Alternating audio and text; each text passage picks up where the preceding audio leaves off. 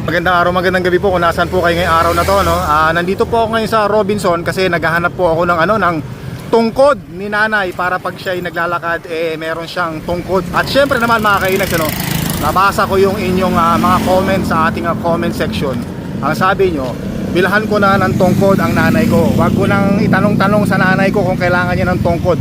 Bumili na lang ako ng tungkod para siguradong safe yung nanay ko. Syempre mga kainags, marunong naman tayong sumunod sa mga comment ninyo, no? Doon sa mga sinasabi nating constructive criticism. Yan. So ngayon dito tayo ngayon sa Robinson. O, diba? So hahanapin nating tungkod yung magaang, yung stainless na magaang, yung hindi mahihirapang bitbitin. Winter, spring, summer, or fall. Tuloy ang buhay sa Canada. Walang tungkod dito. Nagtanong tayo. Labas na lang tayo mga kainis, so tingin tayo sa labas sa palengke o kaya sa ibang mga drugstore. Pero bumili lang ako ng tinapay dito ni nanay. Nagbaka sakaling may tungkod dito, wala pala. O yan, nandito tayo ngayon sa palengke mga kainis, maghahanap tayong tungkod.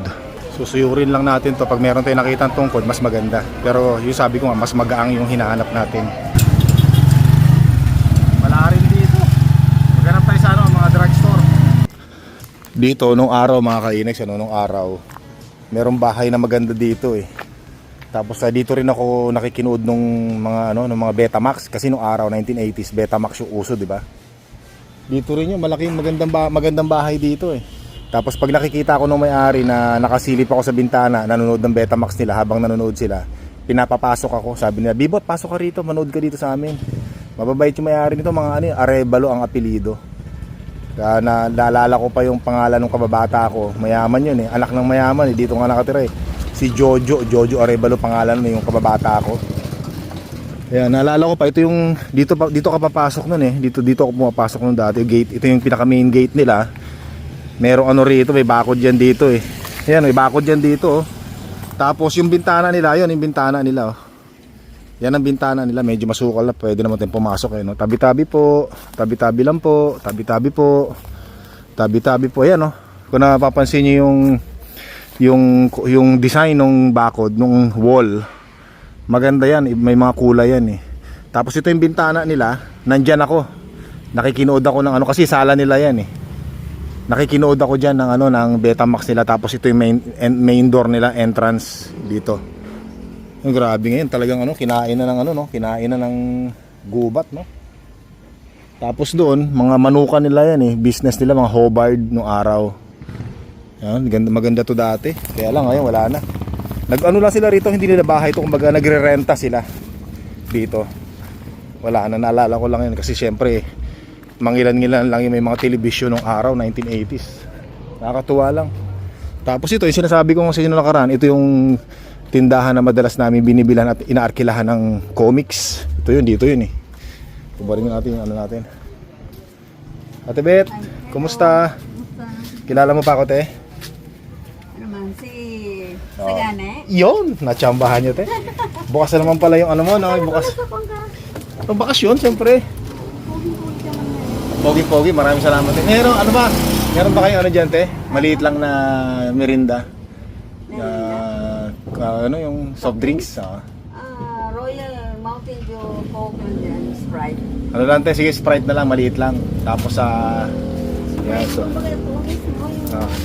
so siya pa rin yun, makinis yung si Ate Bet, yung may-ari nito. Ito pa rin, dito pa rin. Ayan, yan. Maliit lang, para Tapos lang, te, fita, te. Fita. Kumusta na? Tagal na. Ang family mo? Nandun sa Canada? Yan. Dati mga comics, nandito pa yung comics dati, no? Yan, so dito lang kami dati, no? Yan. Hanggang ngayon, ito pa rin. Sige, te. Salamat. Ito yung basurahan nyo, no, dito? Sako. Sa Canada, mga kainags, naku, yung mga basyo ng mga empty bottles na ganito, tinitinda, binibenta dito, wala, tinatapon na yan. Sa Canada, yung basurang empty bottles, magiging pera. So yun, masaya ako, mga kainags, dahil nakatambay ulit tayo dun sa tinitinda, sa tambayan namin dati nung maliliit kami, Mainit ang panahon, mga kainags, Kailangan ko muna magsuot ng sombrero. Mag-alas 3 pa lang ng hapon ngayon. Tapos tayo ng salamin. Pasok tayo dyan sa Hapseng mga kainags. Hindi pa ako nakapasok dyan mula nung bumalik tayo dito sa Pilipinas eh. Yung Hapseng na yan, noong 1980s, dyan kami bumibili ng ano. Nandyan na yan, matagal na yan dyan mga kainags. Dyan pa kami umakyat, merong second floor yan eh. Ganyan-ganyan pa rin ano. Nako, daming alak dito. Nako, no. Nako, manginginom pa ako. Ito, nako, sigurado to mga kainags. Kung manginginom pa ako, napakamura ng alak dito. 269 pesos. Itong Pundador Light, 505 oh. Nako po, Panginoon. Bira, ayun, oh. Panginoon. Ayun, Alfonso, 269. No? Paborito ko rin dati yung mga alak na yun, mga kainis. Ano? Yan. Naalala ko lang dati, nung 1980s, dito rin kami namimili, elementary kami. Nag-aaral ako dyan sa may San Jose Pilot Elementary School. Ito yung pinakatambayan na ano. Yun, nabisita rin natin, kahit pa paano. Masaya na ako doon, masilip lang. Ang init. Grabe. Ha. So ayan mga kainags ha, talagang sinusuyod ko yung ating lugar ngayon. Makakita lang ako ng tungkod para sa nanay ko. Alam nyo naman masunurin tayo sa inyo kapag kino-comment nyo. At pag nalaman kung totoo naman, okay naman, talagang tinutupad natin yan. Maghahanap muna tayo dito. Masyadong masikip dyan, dito tayo. So maglalakad lang tayo rito, papunta doon sa palengke, sa lumang palengke, para makakuha tayong tungkod. Sabi ko sa nanay ko, nanay, bibili kita ng tungkod ha. Tama yung mga subscribers, viewers natin, yung mga kino-comment nila. Kasi nanay ko, in denial, hindi niya pa matanggap na mahina na siya, no? Kasi lagi niya sinasabi sa akin, malakas pa raw siya, kung hindi lang daw siya na disgrasya, hindi siya manghihina. Sabi ko, nanay, pag lumakas ka na uli, wag ka na uling gumamit ng tungkod. Pero sa ngayon, bibili kita ng tungkod. So kasi talagang hindi pwede, tama kayo, tama nga talaga. Mahina, kailangan pag mahina ka, kailangan huwag mo munang puwersahin, kailangan mo talaga ng tungkod, suporta. Pag pinilit mo, naglakad ka, sabi ko sa nanay ko, mamaya bumigay ang tuhod mo, madisgrasya ka, lalong lumala. Naku baka hindi ko mapatawad yung sarili ko, sabi ko. Kaya maraming salamat sa mga comment ninyo talaga, thank you very much. Naku po, kailangan magsuot ng salamin mga kayo. Tindi ng init. Kaya dito tayo pupunta sa sa South Star. Kasi dito nakabili ng saklay ko, 'di ba? Nung nakarating tayo ng Mindoro, may gout ako, 'di ba? Pipilay-pilay ako. Dito nakabili ng saklay yung nag-aalaga kay nanay, kaya dito na rin tayo bibili ng tungkod, sigurado meron 'yan. Ayan, dito. Medyo against the light eh.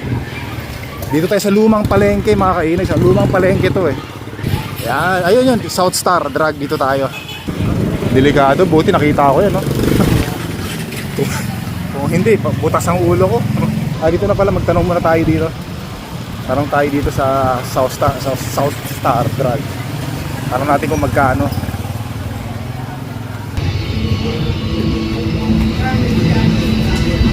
Pwedeng patingin, yung isa lang yung gano'n, pag naglalakad. Wala po kaming gano'n. Wala kayo? Alam po sa taas. So wala raw dito mga kainags, wala raw eh. So tapos mga kainags, ito, naalala ko to, 1990s, nandito pa rin pala to hanggang ngayon, ayan. So dito kasi ako dati nagpa-picture ako dito noong 1991, siguro mga February. Hanggang ngayon nandito pa rin siya. May picture ako noon, papakita ko sa inyo, ayan, dito yun, February 1991. Bilis, no? May buhok pa ako niyan mga kainags, Ang bira, nakakatuwa naman, hanggang ngayon nandoon pa rin. So, para bumalik ako noong 1990s, 1991 kasi graduate ako sa high school niyan eh. Tapos punta lang ako ng Maynila. Ay, nako po, nakakatuwa. Yung ibang mga memories natin nandito pa rin hanggang ngayon mga kainags, Kaya punta tayo doon, diretso tayo doon. Tanong tayo doon. Kaya nagtanong din tayo dito, wala rin mga kainags, Sinusunod natin, iniisa-isa natin. Pero meron pa raw isa rito eh, puntahan natin. Pag wala nun, wala. Yan. Ayan maraming salamat sa mga comment ninyo mga kainags, Talagang kailangan makakita ako nun, yung tungkod na yun eh. Kasi pag, asan ba yun? Hanapin ko nga muna, saan ba yung South Star na yun? Dito nga, tawid nga tayo dito mga kainags. Tawid tayo dito. Yan. Dito.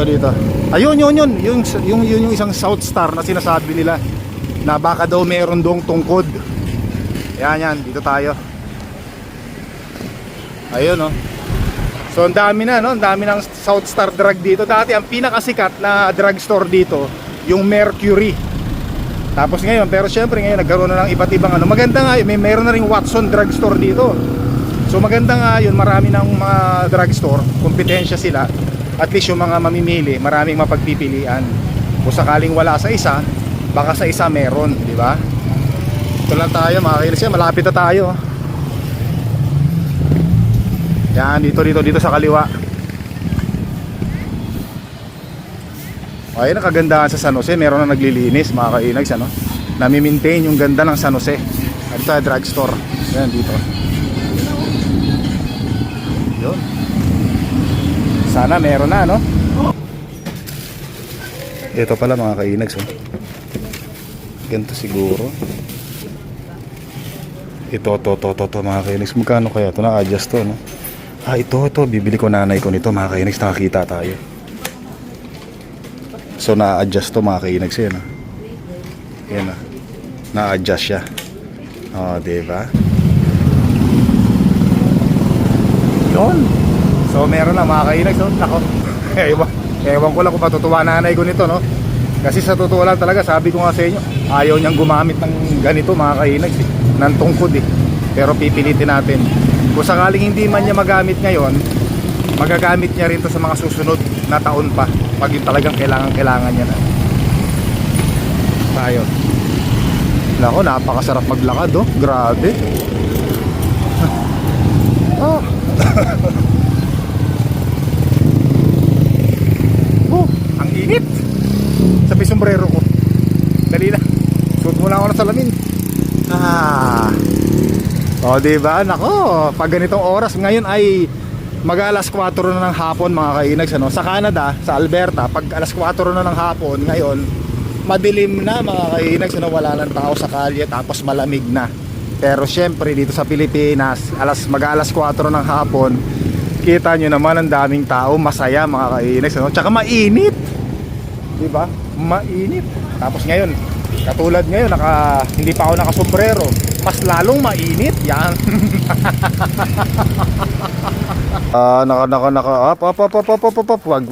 Wag. Ha? Wag. Dito, lay. Oh, yan, oh. Hello, mga anak natin, busy sa atin, oh. Hello, babies. Nay, nandito yung anak niyong gwapo, malakas pa ang dating. Ay, narinig pala tayo.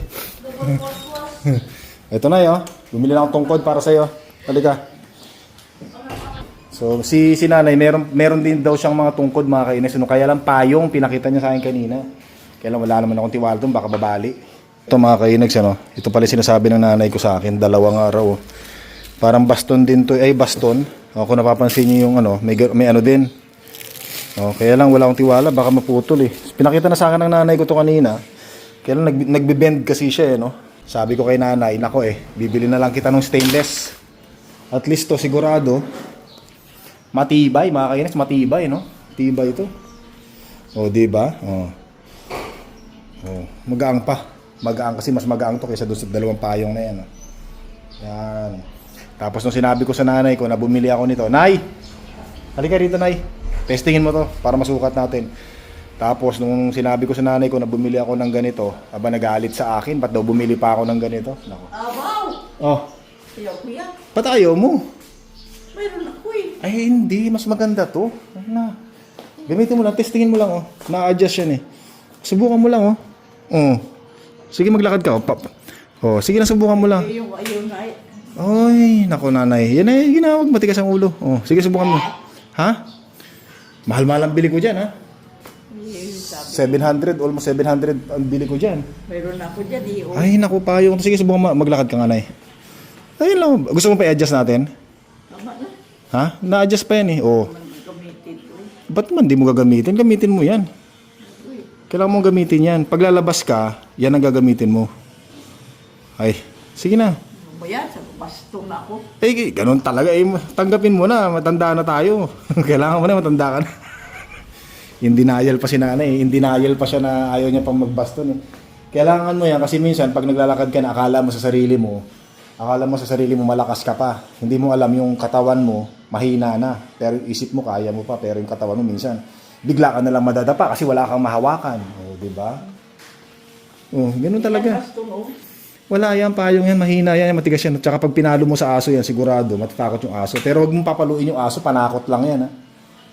Pero pag pinatay ko na tong camera, paluin mo na kasi baka mabas tayo. Pag sinugod ka lang ng aso, pag kinukulit ka ng aso, hindi mo kakilala. Subukan mo na eh. Naka-85 mo ito gamitin siguro. Ay, at least meron ka na. At least meron ka na, kaya binili na kita eh. Para naka ano. Sige, subukan mo lang, maglakad ka.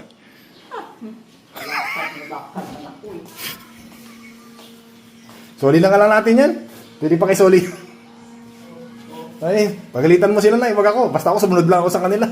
Yung mga nag-comment. Yan. Sa mga kinig, sinunod ko na yung gusto nyo ha. Yan. Hindi, tsaka ano, magagamit din talaga ni nanay yan. Maasala ako dito man. Eh, ganun talaga. Hindi, habang hindi mo pa kaya, habang hindi ka pa malakas, habang hindi pa bumabalik yung lakas mo, gamitin mo muna yan. Pag malakas ka na uli, bumalik yung lakas mo, itabi mo na muna yan. Yun lang yun. Suporta mo lang yan para bumalik yung lakas mo. Huwag mong pupersahin yung sarili mo. Ganun lang yun pag injury. Di ba pag may injury tayo, alalay mo na pahinga. Di ba? Merong alalay. O, yun na yan ha. O, pagka ano, pwede na-adjust pa yan ha. Na ito, may adjustment yan ha. Yan, na-adjust yan ha. Ayan yung mga butas-butas. O, pagka gusto mong, ito, luluwagan mo lang yan. O, luluwagan mo yan. Tapos kung gusto mo pa na mas bababa, iusog mo lang yan. O. Tapos hihigpitan mo lang uli. Sige, subukan mo. Ayan, mas okay o mas kailangan pa? Yung kanina lang yun. Umanda yung kanina. O, yung kanina. Sige, adjust natin.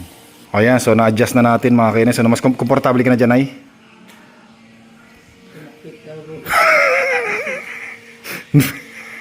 Parang ayaw mo. Nangitim na ako sa kakalibot-libot niyan. Napagod na ako sa kakalakad yan. Makita ko lang yan para sa'yo. Tapos hindi ka pa masaya. Hindi ira. Bakit parang may sakit? Hindi kasi kanina. Hindi natin na-adjust. Kaya ngayon na-adjust natin. May adjustment kaya kung saan ka komportable. O, komportable ka o hindi pa? Tama na. Ha? O, babaan pa natin konti. Tingnan Tama natin. na. O, sige. O, ganito na lang. Ganito na lang, nanay. Ano? Kung ayaw mong gamitin to, bitbitin mo na lang. Pangtaboy ng aso. O, di ba? Kung ayaw mong gamitin. Ngayon, kung sakaling mapagod ka, at least meron kang option na pwede mo magamit yan. O, di ba? Total, lagi ka naman may dalang patpat, pantaboy ng aso. Yan na lang ang dalin mo. Magaang naman, di ba? Magaang. Nay. Di ba? Magaang ba? O, magaang naman pala. O, yan. O, kung ayaw mong gamitin, at least bitbitin mo lang. Tapos kung sakaling mangalay ka, kailanganin mo yan, at least may option. Di ba, mga kainas, ano? No? Oh. Pasalamat ka naman sa kanila. Salamat po. Parang napipilitan ka lang na yan. O, sige na. Hawakan mo na ito doon. Itabi mo na lang. Basta yan ang gagamitin mo tuwing umaga, ha? Huwag na yung patpat. Ayoko na yung patpat. Yung isa may kasama pang okrang tuyo. O, sige na. O, ilagay mo doon. Saan? Parang ayaw, ah. Pati yung kapayo. Sayang naman yung effort ko na pagka hindi mo ginamit to, ha? Gamitin mo to. Hindi pwedeng hindi. Yan. Saan ko lalagay? Dito? Doon. Ah, sige, sige. Tapos syempre mga kainags, ano? Kakain naman tayo ngayon. Yan, tuwing hapon kasi pag lumalabas ako talagang marami akong kinakainan mga kainags. Talagang ini-enjoy ko yung sarili ko. Kahit na siopaw dito. Yung gusto ko, makakainan ko lahat ng gusto kong kainan. O ayan mga kainags, oh, 3 siopaw. Oh, shoutout kay Alvin at Emma. Dito rin sila kumakain eh. Top. Iinggitin ko na lang kayo. Magkano sa mani? 20-30 po. Patingin 20. Top. Pagkahapon dito lang tayo tumatambay-tambay mga kainags. No? Inaaliw-aliw natin ang ating sarili sa plaza. Yeah. Daming pagkain dito. Tsaka yung mga pagkain dito mga kainags. No? Mga pagkain dito mura. Napakamura. Kaya binubusog ko yung sarili ko talaga. Kasi pagdating natin sa Canada, wala namang ganito eh. Kaya talagang sinusulit ko. Sarap. Tatang man eh. Pero mas masarap yung maning gumagalaw.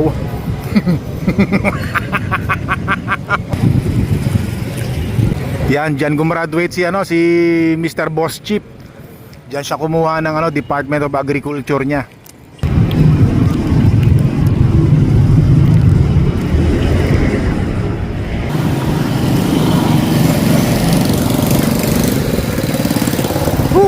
Dito lang tayo mga kainex, sa palaboy-laboy lang tayo dito, no? Naghahanap kasi ako ng mga tindahan na pwede kong makainan uli. Bitin yung nakain natin eh. Hindi, sinasamantala ko. Napakamura ng mga pagkain dito, tapos masasarap pa. Bihira. Ay, para lakas ng boses ko, nakatingin sa akin yung mga nasa kabilang kalye. Wala akong ginawa dito araw-araw kundi kumain ng kumain mga kainags, ano? Bihira, parang nagulat sa sigaw ko yung sasakyan, ha? Kaya yung sasakyan nagulat sa bunganga ni Inags, ano? Yan. Hindi nyo ba alam mga kainags, ano? Pag lumalabas ako araw-araw dito, kung i-convert ko sa Canadian dollar ang nagagastos ko sa isang araw sa pagkain lang dito, siguro mga nasa 30. Mataas na malaki na yung 30 Canadian dollars mga kainags, ano? Araw-araw yun, ha? Sobra pa yun pagka sobra pa yun. Sobrang-sobra pa yun. Siyempre minsan mamayang hapunan bago ako umuwi ng bahay, kakain ako sa Jollibee or Chowking. Yan, siguro mga around siguro mga $15 sa isang araw. Yung sinasabi kong $30, kasama na yon pagka nag-take out ako ng pagkain, pasalubong ko doon sa bahay. Siyempre binibigyan din natin yung mga kasama natin sa bahay, ano? Ano na yun, $30 na lahat-lahat na yung kasama na yung pasalubong natin sa bahay. Pero pag sa akin lang, busog na ako, sobrang busog na ako. $15 or $17 Canadian mga kainis, isang araw na yon. Diba? Kalain mo, busog ka na sa ganung halaga. Parang lakas talaga ng boses ko, ha. Ganon kamura. Sa tingin nyo ba yung $17 pag nasa Canada tayo, saan makakarating yun? Tim Hortons, isang kainan lang yon. Wala na, hindi ka na uli makakakain. Pero dito, grabe. Boom! Sabugang tiyan mo sa sobrang busog. Ang bihira, oh. Yung mga kabataan dito mga kainags, ano, pag nakita ako, nagbabatukan sila. Tapos nagtatawanan, pambihira. Binabatukan nila yung mga kaklase nila pag nakita ako. Tapos magtatawanan, sasabihin nila pendong daw. Naalala ko dati ng mga kabataan namin mga kainags, ano, pag nakakita kami ng kalbo, binabatukan din namin yung mga kasama namin, sabi namin pendong. Ngayon nakarma na ako naman yung pag nakita nila pendong daw. Ito ba yung yung mais na sikat na binabalik-balikan? Sige, pahingi ako yan. Magkano yan? 10 ang per takal. 10? Pahingi isang 10. Melcel pa rin kayo, no? Melcel pa rin. Minerva store. Ano na ngayon? Minerva. Minerva na, hindi na Melcel. Tanda ko pa, 1980s yung huli kong punta rito. Isang takal. So yun mga kainags, no? Pinakasikat dyan, Melcel dati yun, Melcel, yan tindahan na yan, no? Pagka hapon, ganitong oras, bumibili kami dyan. Ngayon, 10 piso, ganito, kalahati nito. Pero napakasarap yung mais. Yan, no? Nako po, napakasarap niyan mga kainis. Tapos may mga suka pa dyan dati. Yung suka, yung vinegar sauce. Pero ngayon, wala na. Ganun pa rin yung lasa. Napakasarap. Crunchy, hindi siya matigas. Sobrang sarap mga kainis, no? Sa malamig 10-20 po. 10-20? 10 na lang, 10. Sa ko lagay siya. Ito sir, yan. Tsaka ito. Yun. Ice buko. Buko juice, hindi buhok ko, wala akong buhok. Katawan. Yun. Salamat sir. Thank you very much. Ayos. Tap.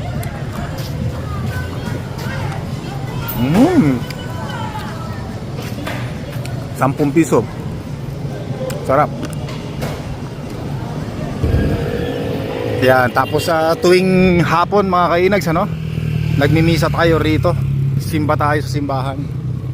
Yan, kaysa tumambay ako sa plaza, dito na ako tumatambay.